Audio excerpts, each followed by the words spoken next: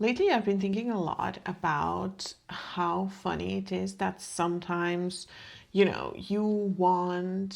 look back at your life, um, and you feel like, probably, I would guess, especially if you're like over 30, at least that's been my experience. You look back at your life and you remember these moments when you wanted something, like you wanted a job or to accomplish something or to, I don't know, do something, or maybe a relationship or whatever, to go somewhere, whatever. And things didn't work out because, that's just life. Sometimes things don't work out for this or other reason. And then you look back later, like 10 years later or whatever, and you realize, no, it was actually really good that it didn't work out. Even though at the time, like in the moment, it felt like this is awful. Oh, I'm such a failure. This is, I was supposed to do this, or my life is over, or whatever. Um, and of course, I've heard that, you hear it from other people. And I think a part of me always believed that there was always like this idea of, what if they're right? What if things do always work out for you, even when it looks like they're not in the moment? So, for example, the thing that I've been thinking about recently is I used to study dramaturgy at the Academy for Theatre here, locally, whatever, not important. The thing is, I used to write a lot. Like I wanted to be a dramaturg, I wanted to be a playwright and a writer, and that's basically it. But somehow things didn't work out for many reasons, and into which I won't go into, which I won't go into right now. And then I spent 10 years teaching piano.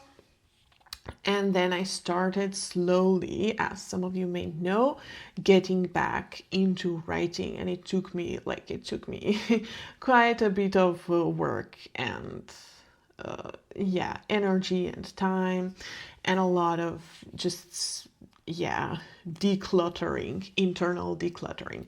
But that's not all. That's not kind of what I was going to say.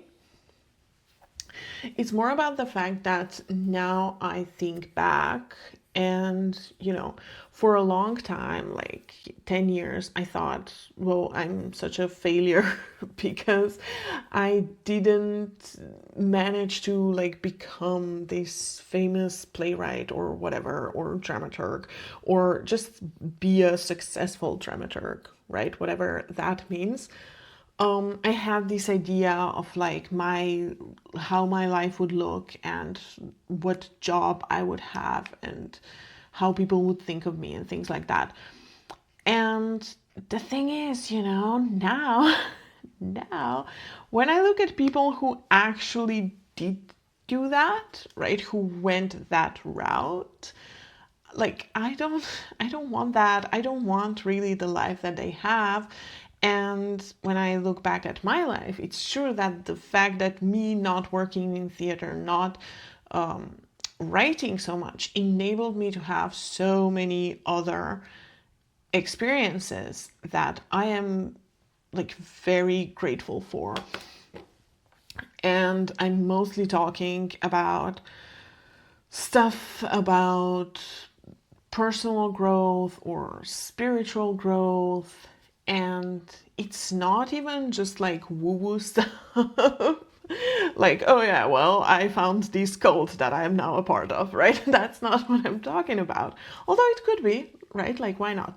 But it's more about some realizations, some insights, some experiences that allowed me to get to know myself better, get to know like my body better, nature better, see more of reality. I know that sounds that sounds a bit weird, but like, see through a bunch of stuff that I used to totally fall for, and I know people who still do, and like that's fine, you know. I'm not Everyone has a life that they want, right? Everyone has a life that is perfect for them at this moment in time, right? I'm not like saying any job is, sucks, but it would suck for me, is what I'm saying. So, especially certain jobs and lifestyles that I used to dream about and that I thought, oh, that would be perfect for me or whatever. Yeah, so that was just my point. That's what I've been thinking about, how yeah, I'm actually very grateful that a lot of things didn't work out the way that I wanted them in the moment, because it enabled me to have some amazing insights and experiences that I probably wouldn't have otherwise. I mean, of course, you can never know what would be if things were different, blah, whatever, all of that. But also you can kind of suspect it, right? Anyway, life is funny like that. So if you're going through something similar, or if you've had a similar experience, let me know. Yeah, I am starting this channel. I want to talk more about this kind of stuff. I have no idea how to call it. That's why I called it Soul Atelier. It's basically, my first thought was calling it Mind Atelier, but mind is, I prefer soul, right? Mind is like here, and soul is like here, right? If you get it. Yeah, so if this kind of stuff sounds interesting, also, consider subscribing. And I also have a newsletter that I will link down below. So if you want to check that out, feel free to do so. Thank you so much for being here, and I will see you in the next video.